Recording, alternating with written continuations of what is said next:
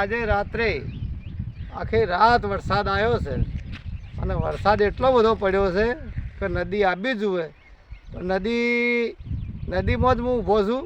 નદી 2-2.5 કલાકની અંદર નદી આવી જુએ તો આજ નદી આવે તો હું નરોભાઈ સરસ મજાના મય પડીને નાહે અને આજ આનંદ કરવો છે ભાઈ.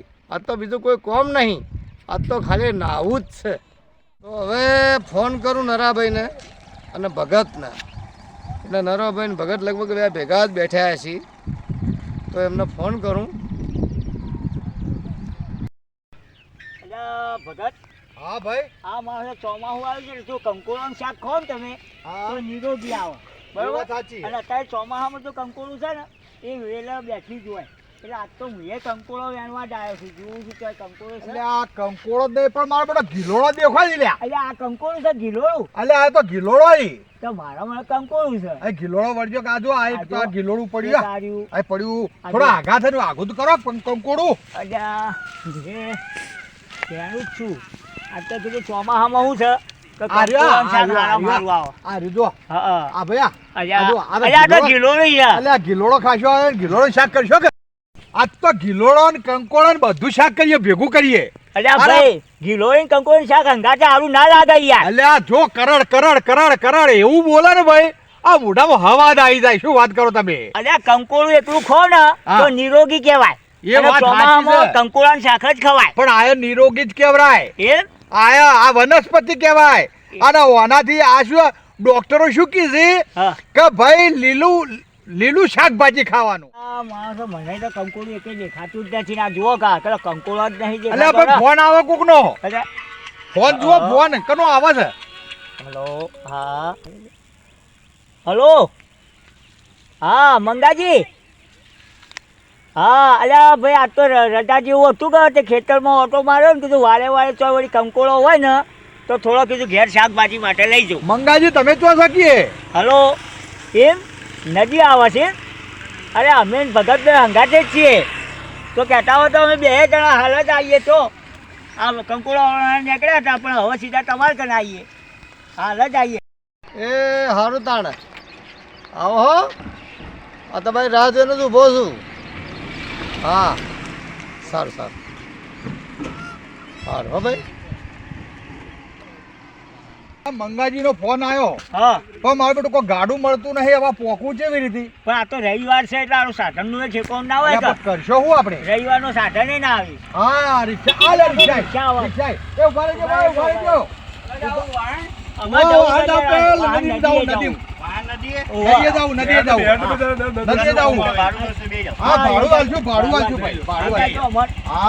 સારું છે તમે આ યાર. અમે તો રવિવાર નું હતું ને એટલે અમને કોઈ ખબર જ નથી. સારું કરી તમે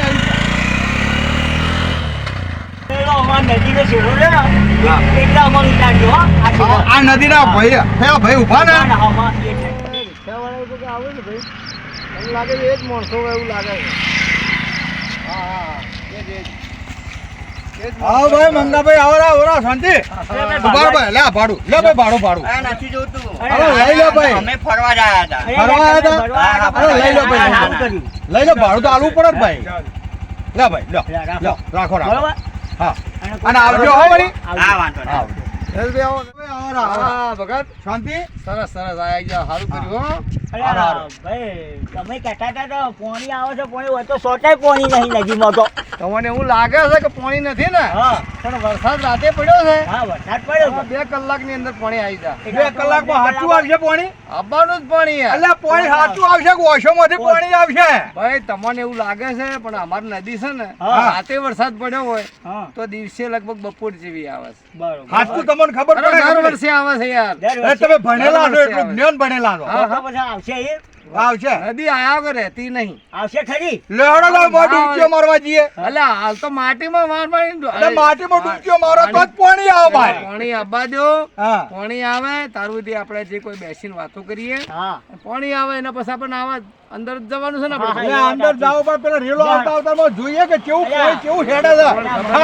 ખાડ કરતો આ નદી છે ને, પાણી આવે છે. હેડજો. આ નદી છે ને એમાં તો ખાલી આ ઢેતર સુધી પાણી આવે ને તો એમાં હેડી ના કોઈ એવી નદી આવે. તો હે ને? ઓવે ના હોય તો મરી જઈએ.